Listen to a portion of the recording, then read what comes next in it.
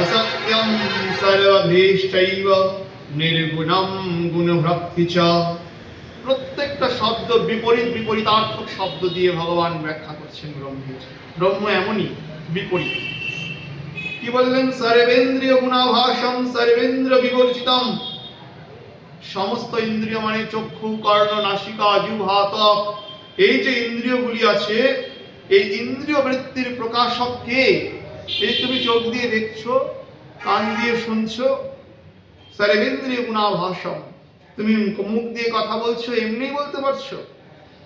কে প্রকাশ করছেন? সেই সর্বশক্তিমান ভগবান অন্তর্যামী রূপে অবস্থান করে তোমাকে কথা বলাচ্ছেন, তোমাকে চোখ দিয়ে দেখাচ্ছেন, কান দিয়ে শোনাচ্ছেন।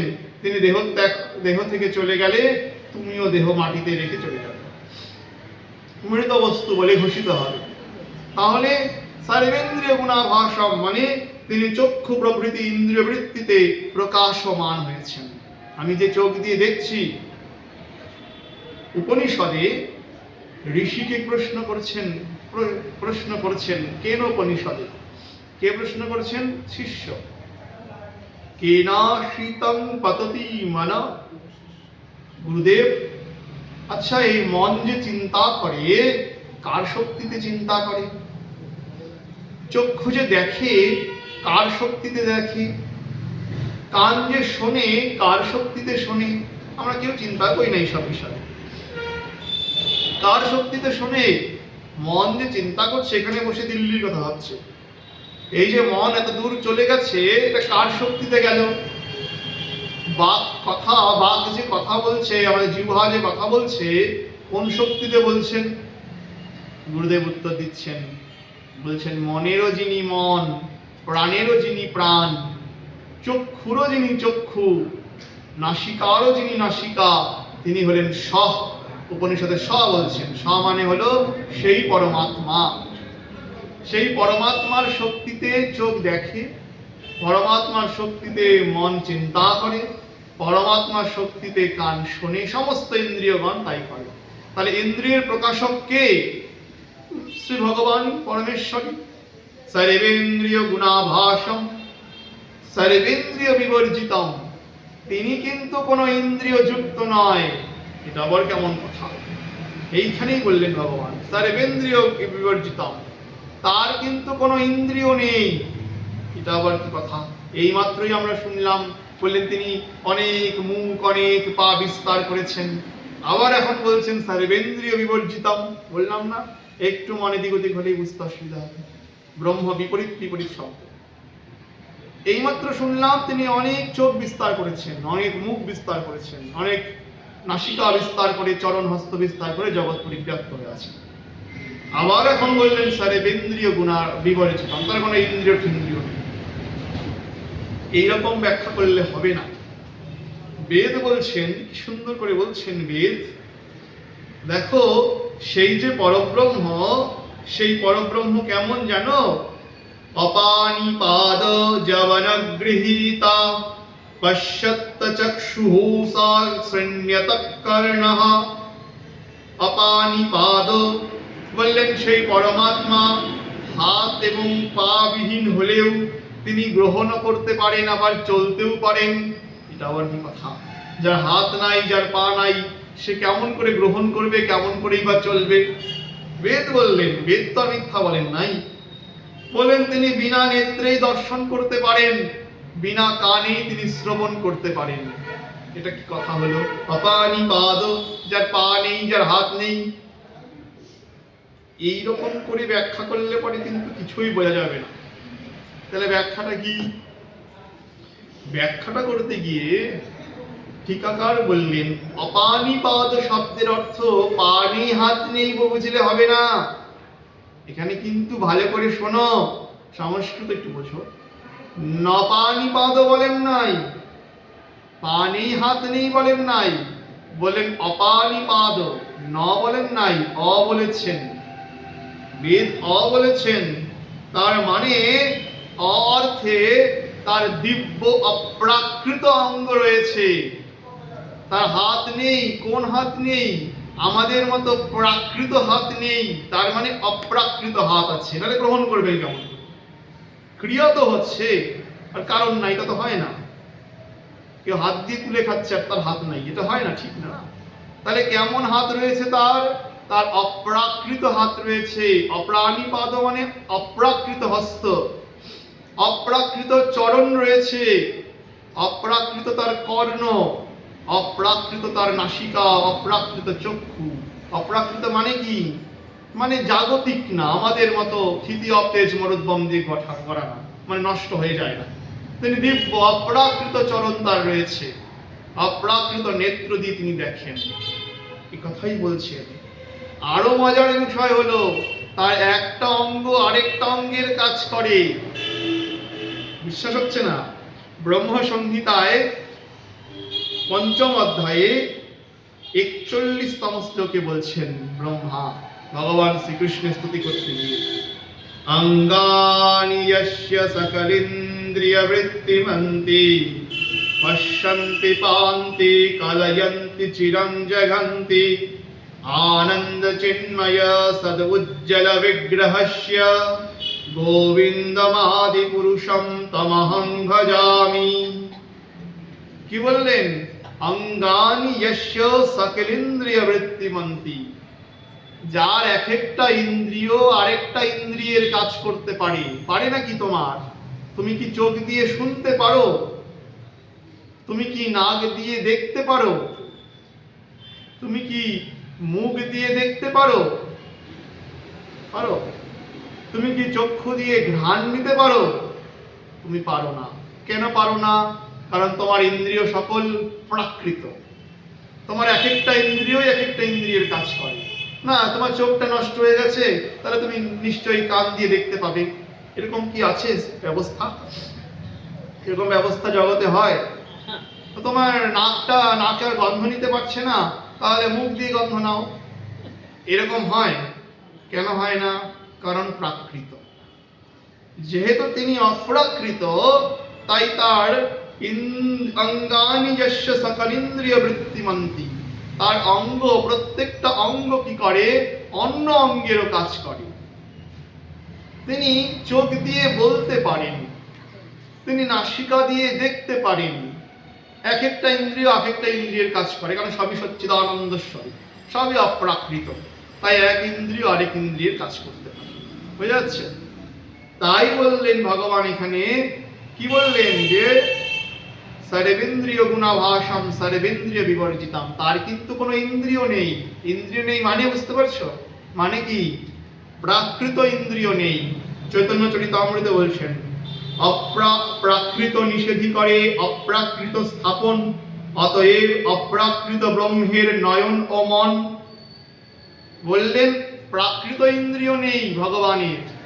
ভগবানের সব ইন্দ্রিয়ের কাজ করতে পারে, কারণ তার চোখ, মন, বুদ্ধি সব কি? সব অপ্রাকৃত। মাথায় রাখতে হবে এই বিষয়টা। আচ্ছা, কি মজা, খুব সুন্দর বলছেন। অপ্রাকৃতকে বলছেন এখানে সব।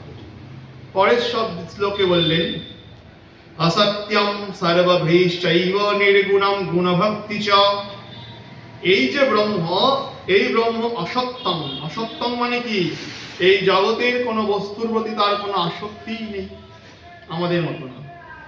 আসক্তি নাই, কিন্তু সর্বভ্রষ্টৈব, সকল প্রাণীতেই ভগবানের আপনত্ব আছে। সকল প্রাণীকেই তিনি ভালোবাসেন, কিন্তু আসক্তিহীন ভাবে ভালোবাসেন। সকল প্রাণীতে তিনি আসক্তি। সেই ব্রহ্মা থেকে শুরু করে পিঁপড়া পর্যন্ত সকল প্রাণীর লালন পালন কে করেন? তোমার মা করেন না। মা তো একটা প্রতিবিম্ব স্বরূপ, একটা প্রতিনিধি স্বরূপ। কিন্তু ব্রহ্মা থেকে শুরু করে পিঁপড়া পর্যন্ত পালন কে করেন? সেই ভগবানই জগৎকে পালন করেন, সেই পরব্রহ্মই জগৎকে পালন করেন। মা বাবা যেমন সন্তানদের পালন পোষণ করেন, ঠিক তার থেকে কোটি গুণ স্নেহে ভগবান এই জগৎকে পালন করেন। দেখো তো, তাকায় দেখো তো জগতের দিকে, কার কি প্রয়োজন, কার কি দরকার, প্রত্যেকটা বস্তুর, প্রত্যেকটা জীবের, প্রত্যেক বস্তুর যোগান তিনি দিচ্ছেন। কোথায় কি কি প্রয়োজন, প্রয়োজন অনুসারে তিনি সব স্থানে সবকিছু যোগান দিচ্ছেন। এখন তুমি অতিরিক্ত চাহিদা নিলে পরে তো সেটা হবে না। যার যেখানে যেটা প্রয়োজন ভগবান সব কিছুর যোগান দিয়েছেন। তুমি বলছো উনি অনাথ, বাচ্চাটার মা মরে গেল, বাবা মরে গেছে, অনাথ। কেউ অনাথ না জগতে, সবাই সনাথ। কেন? কারণ জগতের যিনি নাথ তিনি হলেন শ্রী জগন্নাথ, জগৎনাথ। জগন্নাথের সবাই আশ্রিত, অতএব কেই বা অনাথ। দেখতে মনে হয় অনাথ, কিন্তু ঠিক ওর ভরণ পোষণ ভগবান করে দিবেন। তাই বললেন তিনি কি করেন? সর্বভৃষ্টৈব, সমস্ত জগৎকে তিনি পালন করেন। নির্গুণম গুণভক্তি চ, এই পরমাত্মার প্রাকৃত গুণ নেই, কিন্তু তিনি গুণকে ভোগ করেন, অপ্রাকৃত গুণকে ভোগ করেন। বহিরন্তশ্চ ভূতানামশ্চর চরমেব বচ, সূক্ষ্মত্যাৎ তদ্ বিজ্ঞেয়ং দূরস্থং চ অন্তিকে চ তৎ। হে অর্জুন, এই পরমাত্মা সকল প্রাণীর অন্তরে এবং বাহিরে রয়েছে। অন্তরে তিনি পরমাত্মা রূপে অবস্থান করেন, আর বাইরেও তিনি চিৎ স্বরূপে জগতের মধ্যে অবস্থান করেন। জগৎটা যে দেখছো চারদিকে, এটা তারই স্বরূপ। যেমন একটা জল ভর্তি কলসিকে নিয়ে পুকুরের মধ্যে ফেলে দেওয়া হলো।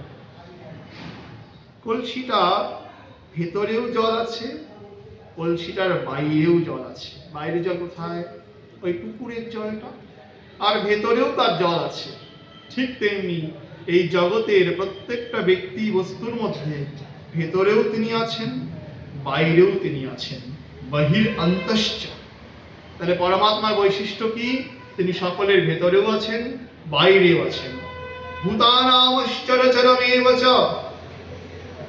সমস্ত ভূতের ভেতরেও তিনি, বাইরেও তিনি। ভূত মানে জীব। আর কি বললেন? দূরস্থং তৎ অন্তিকে চ, তিনি আমার থেকে অনেক দূরে, আবার আমার অনেক কাছে। এরকম কেন কথা? বিপরীত বিপরীত শব্দ। তিনি আমার অনেক দূরে, আবার তিনি আমার অনেক কাছে।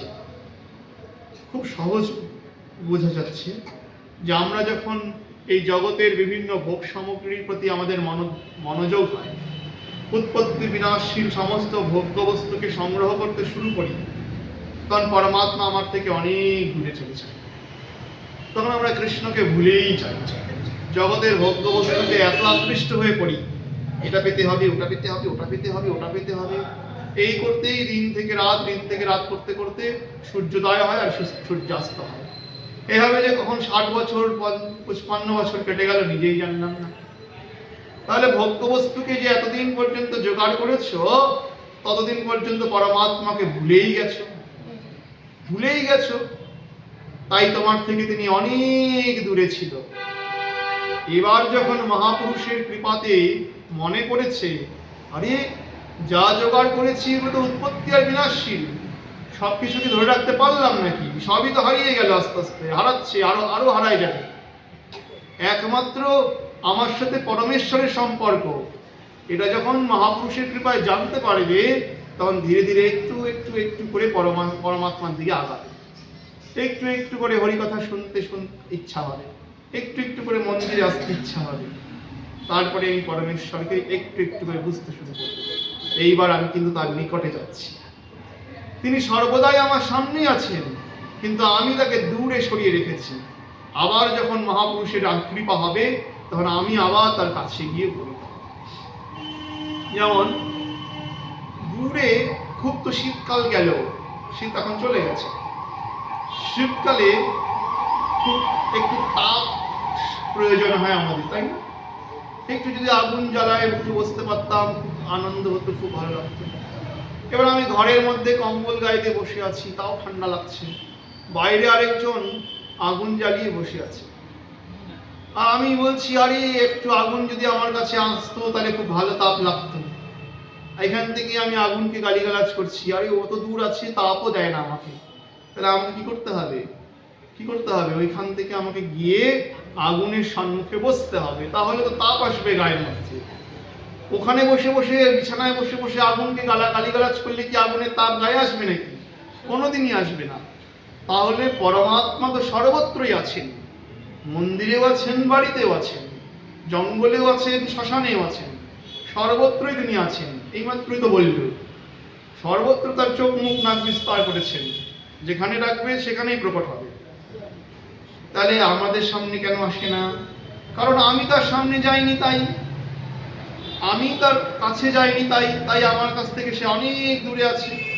যেদিন একটু একটু করে কাছে যাব, সেদিন আমার অত্যন্ত নিকটবর্তী হবে, খুব নিকটবর্তী হবে, তাই না? তাই বললেন তদূরস্থম চ অন্তিকে চ তৎ সূক্ষ্মত্বাৎ তদ অবিজ্ঞেয়ম। অর্জুন, এই পরমাত্মা অতি সূক্ষ্ম, এতটাই ক্ষুদ্র যে কোনো ইন্দ্রিয়ের দ্বারা একে ধরা যায় না, অত্যন্ত সূক্ষ্ম। অন্তঃকরণেরও তিনি ঊর্ধ্বে অবস্থান করেন। অবিভক্তম চ ভূতেষু বিভক্তমিব চ স্থিতম ভূতভৃতশ্চ তদ্জ্ঞেয়ম গ্রসিষ্ণু প্রভবিষ্ণু চ।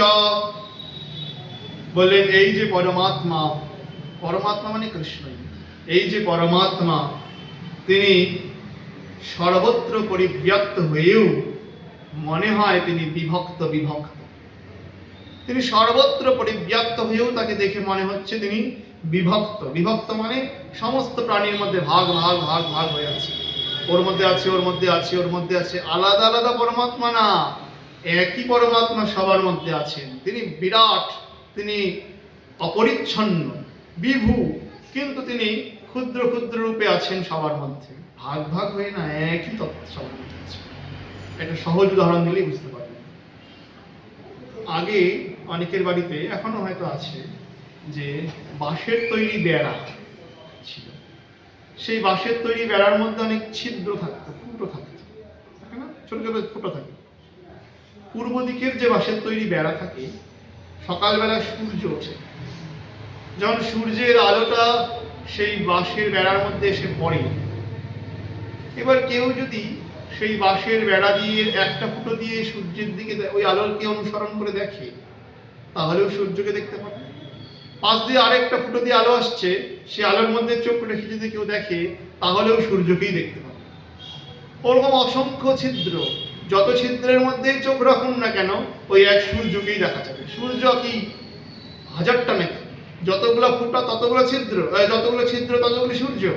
তা তো না, সূর্য তো একটাই, কিরণ রাশি বিস্তার করেছে, এবং ওই কিরণেই আমরা দেখছি যে অসংখ্য সূর্য আসলে এক, কিন্তু আমরা দেখছি তাকে অনেক। কিসের দ্বারা? ওই ছিদ্রের দ্বারা। এই বেড়া ফেরা সরা দাও, এবার কি দেখবে? এবার একই সূর্যকে দেখবে, তোমার মধ্যে সে আলোক রাশি বিস্তার করছে, আর অনেক সূর্যকে দেখতে পাবে, একটাই সূর্য। ঠিক পরমাত্মা বিরাট, বিশাল, অপরিচ্ছন্ন, কিন্তু তাকে বিভক্ত দেখা যায় কেন? না, এর মধ্যে পরমাত্মা আছেন, ওর মধ্যে আছেন, ওর মধ্যে আছেন, তাই বিভক্ত জীবদেহের মধ্যে তাকে দেখা যায়। তাই বললেন অবিভক্তম চ ভূতেষু বিভক্তমিব চ স্থিতম। তিনি অবিভক্ত হয়েও তাকে বিভক্ত রূপে পরিঘাত হয়। ভূতভৃতশ্চ তচ জ্ঞেয়ং গ্রহিষ্ণু প্রভবিষ্ণু চ। এই যে পরমাত্মা, ইনি সমস্ত জীবকে পালনের জন্য কখনো তিনি কি করেছেন? কখনো তিনি সৃষ্টিকর্তা, কখনো তিনি পালনকর্তা, কখনো তিনি সংহারকর্তা রূপে আবির্ভূত হন। কোন দিকে নির্দেশ করছেন ভগবান? সমগ্র জগৎকে পালন করার জন্য তিনিই হন সৃষ্টিকর্তা, মানে কে? ব্রহ্মা। সমগ্র জগৎকে পালন করার জন্য তিনিই হন পালনকর্তা, মানে বিষ্ণু। জগৎকে সংহার করার জন্য তিনি আবার সংহারকর্তা হন, মানে মহেশ অর্থাৎ শিব। কিন্তু একই পরমেশ্বর, তিনি পালনকর্তা, তিনি সংহারকর্তা, তিনি আবার সৃষ্টিকর্তা। তিনি গুণকে আশ্রয় করেন, প্রকৃতির গুণকে আশ্রয় করেন। তিনি রজগুণকে আশ্রয় করে সৃষ্টি করেন, সত্যগুণকে আশ্রয় করে পালন করেন, আর তমগুণকে আশ্রয় করে সংহার করেন। এই কথাটা পদ্মপুরাণে খুব সুন্দর করে বলেছেন। সৃষ্টি স্থিত্যান্তকরণাৎ ব্রহ্মা বিষ্ণু শিবাত্মকঃ সসঙ্গাং ইয়াতি ভগবান এক এব জনার্দনঃ। বললেন ব্রহ্মা বিষ্ণু শিব কেউ পৃথক পৃথক নন। সৃষ্টি স্থিতি এবং জগৎ ধ্বংসের জন্য একই জনার্দন, একই শ্রী ভগবান কখনো ব্রহ্মা হয়েছেন, কখনো শিব হয়েছেন, কখনো বিষ্ণু হয়েছেন, কেউ পৃথক পৃথক নন, একই তত্ত্ব। ভগবানটাকে ভগবান এক এব জনার্দনঃ, সেই জনার্দন শ্রীকৃষ্ণই ভগবান। তিনি ব্রহ্মা হয়েছেন, তিনি শিব হয়েছেন, তিনি বিষ্ণু হয়েছেন। তাই ভগবান এখানে বললেন এই পরমেশ্বর পরমাত্মা কি করেন? সকল প্রাণীর সৃষ্টিকর্তা, পালনকর্তা এবং সংহারকর্তা। শেষ শ্লোকে যদিশামপি তদ জ্যোতিস্তমসঃ পরমুচ্যতে জ্ঞানং জ্ঞেয়ং জ্ঞানগম্যং হৃদি সর্বস্য বিষ্ঠিতম। শোনো অর্জুন, এই যে পরমাত্মা, পরমাত্মা মানে যে ব্রহ্ম, যাকে জানা উচিত, সেই পরব্রহ্ম পরমাত্মা কেমন? যদিশামপি তদ জ্যোতি, সমস্ত জ্যোতিগণের তিনি জ্যোতি। জ্যোতিগণ মানে সূর্য নক্ষত্র যার থেকে আলোক সংগ্রহ করে, সেই জ্যোতিগণের তিনি জ্যোতি। এটা সাধারণ কথা। আরো যদি গভীরে যাই, ব্যাখ্যায় যাই, তাহলে আরো বুঝতে পারবো। এখানে জ্যোতি বলতে প্রকাশ বলছে, জ্ঞান বলছে। আমাদের যে ইন্দ্রিয়গুলি আছে সেগুলিকে আমরা কি বলি? কি ইন্দ্রিয় বলি? সেগুলিকে আমরা জ্ঞানেন্দ্রিয় বলি, ঠিক না? জ্ঞানেন্দ্রিয় কেন বলি? কারণ এর দ্বারা আমরা জ্ঞান সংগ্রহ করি। কিসের জ্ঞান? জাগতিক জ্ঞান সংগ্রহ করি। যেমন দেখো, বর্ণ এবং বর্ণের জ্ঞান, বর্ণ মানে শব্দ, বর্ণ মানে অক্ষর, সেই সমস্ত জ্ঞান কে প্রদান করে? আমাদের কোন ইন্দ্রিয়? কর্ণ নামক ইন্দ্রিয় আমাদের কি জ্ঞান প্রদান করে? আমাদেরকে প্রকাশিত করে। আর শীতলতা, উষ্ণতা, কোমলতা, কঠোরতা, এগুলির জ্ঞানকে প্রদান করে আমাদেরকে আমাদের ত্বক নামক ইন্দ্রিয়। যা ত্বক ইন্দ্রিয় তা স্পর্শের জ্যোতি প্রদান করে। জ্যোতি মানে কি বলছিলাম? জ্যোতি মানে জ্ঞান, জ্যোতি মানে প্রকাশ। আর রং, শ্বেত রং, পীত রং অথবা রক্তবর্ণ, এই যে রং বা রূপ, তার জ্যোতি বা তার জ্ঞানকে প্রদান করে আমাদেরকে নেত্র। তাহলে চক্ষু, কর্ণ, নাসিকা, জিহ্বা, ত্বক, যার যার যে ইন্দ্রিয়ের যে কাজ, সেই কাজগুলিকে বলছে এখানে প্রকাশ বা জ্যোতি। সেই কাজের দ্বারা আমাদের কি হয়? জ্ঞান প্রকাশিত হয়, তাই না? চোখ দিয়ে লাল রং দেখলে তো চিনলাম লাল রং, নাহলে কোথা থেকে লাল রং জানতাম? তাহলে জ্ঞান কোথা থেকে আসলো?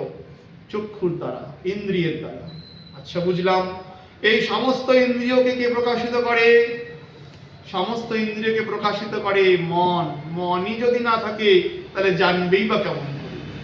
মনই নেই, তাহলে জানবে কেমন করে? এই মেয়েটার না পড়াশোনায় মন নেই, ছেলেটার পড়াশোনায় মন নেই, চোখ দিয়ে দেখছে কিন্তু বলছে মন নেই, এটা কেমন কথা? ও তো বইয়ের অক্ষর চোখ দিয়ে দেখছেই, তাহলে কেন বলছো মন নেই? তার মানে চোখ দিয়ে খালি দেখলেই হবে না, মনের চোখ দিয়ে দেখতে হবে। তার মানে মনই হলো চোখকে প্রকাশিত করে, মন হলো কানকে প্রকাশিত করে। মন না থাকলে শুনতেও পাবে না, মন না থাকলে দেখতেও পাবে না। এখানে বসে ভাগবতী কথা শুনছি, আমার মন বাড়িতে বসে আছে, পায়েসের বাটিতে, তাহলে পরে কি ভাগবত শোনা যাবে? কেন যাবে না? শুনছি তো, কান তো কাজ করছে, দেখছি তো চারদিকে সব দৃশ্য, কিন্তু কি যে বললো কিছুই বুঝতে পারলাম না, শুনতেই পারলাম না। কেন শুনতে পারলাম না? মন তো এখানে নেই, মন তো ওখানে আছে। তাহলে মন কি করে? ইন্দ্রিয়কে প্রকাশিত করে। মনকে কে প্রকাশিত করে? মনকে প্রকাশিত করে বুদ্ধি। বুদ্ধি হলো মনকে প্রকাশিত করে। বুদ্ধি মনের প্রকাশক, কারণ বুদ্ধির দ্বারাই মন কি নয়, স্পষ্ট এবং স্থায়ী জ্ঞান লাভ করে, স্থির সিদ্ধান্তে আসে। বুদ্ধিকে কে প্রকাশিত করে? বুদ্ধিকে প্রকাশিত করে আত্মা। আত্মাই নাই, তাহলে মন, বুদ্ধি, ইন্দ্রিয় কেউ কাজ করবে না। আত্মাকে কে প্রকাশিত করে? আত্মার যিনি প্রভু তিনি হলেন পরমাত্মা। পরমাত্মা প্রকাশিত করে। তাই বললেন যতিষামপি তজ্জ্যোতি, এই যে পরমাত্মা, এই পরমাত্মা সকলের প্রকাশক। ওই সূর্যেরও প্রকাশক আর তোমার দেহ, ইন্দ্রিয়, মন, প্রাণেরও প্রকাশক। বুঝা যাচ্ছে কতটা আপনজন? তমস পরমোচ্চতে, এই পরমাত্মাকে কোনো অজ্ঞান স্পর্শ করতে পারে না। তমস মানে অজ্ঞান, অন্ধকার। জ্ঞানং জ্ঞেয়ং জ্ঞানগম্যম, এই পরমাত্মাই জ্ঞান স্বরূপ অর্জুন। এই হলো জানার বিষয়বস্তু। তুমি জিজ্ঞাসা করেছিলে না জানার বিষয়বস্তু কি? এই হলো জানার বিষয়বস্তু। একে জ্ঞানের দ্বারাই জানা যায়। ইতি ক্ষেত্রং ক্ষেতথা জ্ঞানম জ্ঞেয়ং চোক্তম সমাসতঃ মদভক্ত এতদ বিজ্ঞায় মদভাবপপদ্যতে। এই যে এইরূপ যে পরমাত্মা, সেই পরমাত্মা সমস্ত জীবের হৃদয়কে বিস্তার করে অবস্থান করে। হৃদয় সর্বস্ব বিষ্ঠিতম, সমস্ত জীবের হৃদয়কে এই পরমাত্মা বিস্তার করে অবস্থান করে। হে অর্জুন, এই হলো ক্ষেত্র ক্ষেত্রজ্ঞ জ্ঞান এবং জ্ঞের কথা তোমাকে বললাম, তোমার কাছে আলোচনা করলাম। আমার ভক্ত যখন এই বিষয়ে জানতে পারবে, অর্থাৎ এই বিষয়কে অনুভব করতে পারবে, তখন মদভক্ত এতদ বিজ্ঞায় মদভাব প্রপদ্যতে, আমার ভাব লাভ করবে। ভাব মানে কি? আমাকে ভালোবাসবে, আমার প্রতি প্রীতি হবে তার, আমাদের ভক্তি লাভ করবে। কারণ আমাকে না জানলে কখনো ভক্তিই হয় না। ভক্তির প্রথম সিঁড়ি হলো জ্ঞান। কাউকে আপনি চেনেন না, জানেন না, তাকে কি ভালোবাসে বাড়িতে আয়নায় বসায় ভাত খাওয়াবেন? বাড়িতে প্রতিদিন ডাইকে ডাইকে নিয়ে আসবেন? চেনেনই তো না। একটা ভিন দেশের লোক এসে আপনার পাড়ায় বাস করে, চেনেনই না তাকে। তার সাথে পরিচয় হবে, কথা হবে, তার সম্পর্কে জানবেন, তারপরে তো আপনি তাকে বাড়িতে ডাকবেন, নাকি অচেনা লোককে আপনি ডাইকে ডেকে নিয়ে আসেন? তাহলে পরিচিত হওয়ার পরই আপনি তাকে ভালোবাসবেন, তাকে ডাকবেন, তাকে আদর করবেন।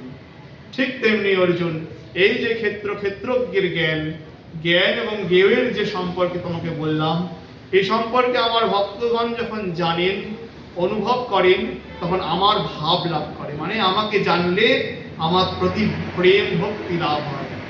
এই জন্যই বলছেন আমাকে অনুভব করে। বুঝা যাচ্ছে? তাহলে কি বুঝলাম আজকে? অধ্যায় শেষ হয়নি কিন্তু, পরের দিন হবে, পরের দিন বিশ্রাম হবে। প্রকৃতি এবং পুরুষ এখনো বাকি আছে। কি বুঝলাম আজকে? একটু বলেই বিশ্রাম দিয়ে দিই। আজকে জানলাম যে এই যে পরমাত্মা, এই পরমাত্মাই হলো আমাদের জানার বিষয়। যত জ্ঞান, সমস্ত জ্ঞানের মধ্যে শ্রেষ্ঠ হলো পরমার্থ জ্ঞান। আর পরমার্থ জ্ঞানের মূল বিষয়বস্তু হলেন পরমেশ্বর। অর্জুনকে সে কথাই ভগবান বললেন। তিনি কেমন? তিনি না সৎ, না তিনি অসৎ, তিনি অনাদি এবং তার ইন্দ্রিয় সর্বত্র পরিব্যাপ্ত। মুখ, অনেক চোখ, অনেক নাক, সর্বত্র পরিব্যাপ্ত। কিন্তু পরিব্যাপ্ত হলেও তিনি কিন্তু কোনো ইন্দ্রিয়যুক্ত না। ইন্দ্রিয়যুক্ত না মানে কি? তার কোনো প্রাকৃত ইন্দ্রিয় নেই। বেদ তো তাই বলল, তার কোনো প্রাকৃত ইন্দ্রিয় নেই। একটা লাইন বলিনি, বলতে খুব লোভ হয়, এখানেই বলি যাই। তুলসীদাসজি রামচরিত মানুষে এ প্রসঙ্গে খুব একটা সুন্দর পদ লিখেছেন। বেনু পদ চলাই শুনাই বেনু কানা, কর বেনু করম করই বিধি নানা, আনন রহিত সকল রস ভোগী, বিনু বিনা বকতা बर योगी, तन बिनु परस नयन बिनु देखा, গ্রহই ঘান বিনু ব্যাস অশেষা। বলেন ওর চরণ নেই তবে চলতে পারে, কান নেই তবে শুনতে পারে, আর কি জিহ্বা নেই অথচ রস ভোগ করতে পারে, আর কি মুখ নেই অথচ বিশাল বক্তা, তিনি বলতে পারেন। আর কি বললেন? নয়ন বিনু দেখা, চোখ নাই কিন্তু তিনি আবার দেখতে পারেন, নাক নেই ঘ্রাণ নিতে পারেন। তার মানে নেই মানে কি? নেই মানে নেই না, নেই মানে জাগতিকতা নেই, আমাদের মতো জাগতিক ইন্দ্রিয় না, অপ্রাকৃত ইন্দ্রিয় বলছেন। ঠিক আছে? এবং সেই যে পরমাত্মা, তিনি নির্গুণ হয়েও সমস্ত গুণের ভোক্তা। সেই পরমাত্মা সমস্ত জগৎকে পালন করেন। তিনি অন্তরেও আছেন, তিনি বাইরেও আছেন। আর কি তিনি এতটাই সূক্ষ্ম যে জাগতিক ইন্দ্রিয় দিয়ে তাকে বোঝাই যায় না। তিনি দূরেও, তিনি নিকটে। কার থেকে তিনি দূরে? অভক্তের কাছে তিনি দূরে, আর ভক্তের কাছে তিনি একদম প্রাণের নিকটে। হে অর্জুন, তিনি অবিভক্ত হয়েও তাকে ক্ষুদ্র ক্ষুদ্র বিভক্ত বলে মনে হয়। এই পরমাত্মা সমস্ত প্রাণীকে সৃষ্টি করে, পালন করে এবং ধ্বংস করে। জ্যোতিগণের তিনি জ্যোতি, বোঝা গেছে? অন্ধকারের তিনি পরপারে অবস্থান করেন, অন্ধকার মানে অজ্ঞানের তিনি পরপারে অবস্থান করেন, এবং তিনি জ্ঞান, তিনি জ্ঞেয়, তিনি জ্ঞানের দ্বারা প্রাপ্ত সমস্ত জীবের হৃদয়কে তিনি অধিকার করে বিস্তার করে বসে আছেন। অর্জুন, এই হলো পরমার্থ তত্ত্ব, যা তোমাকে এখন বললাম। পূর্বে ক্ষেত্রজ্ঞের কথা বলেছি, তারপরে জ্ঞানের কথা বললাম, এবার জ্ঞেয় অর্থাৎ জ্ঞাতব্যের কথা বললাম। এই তত্ত্ব জানতে পারলে আমার ভক্তগণ কি হন? আমার ভক্তগণ আমার ভাব অর্থাৎ প্রেম ভক্তি লাভ। শ্রীমদ্ ভগবদ গীতায় 18তম শ্লোকে, 13 অধ্যায় 18 শ্লোকে এই পর্যন্ত তিনি ক্ষেত্রজ্ঞ, জ্ঞান এবং জ্ঞেয় সম্পর্কে বললেন। পরবর্তী শ্লোকগুলিতে আমরা জানব প্রকৃতি এবং পুরুষ কি বস্তু।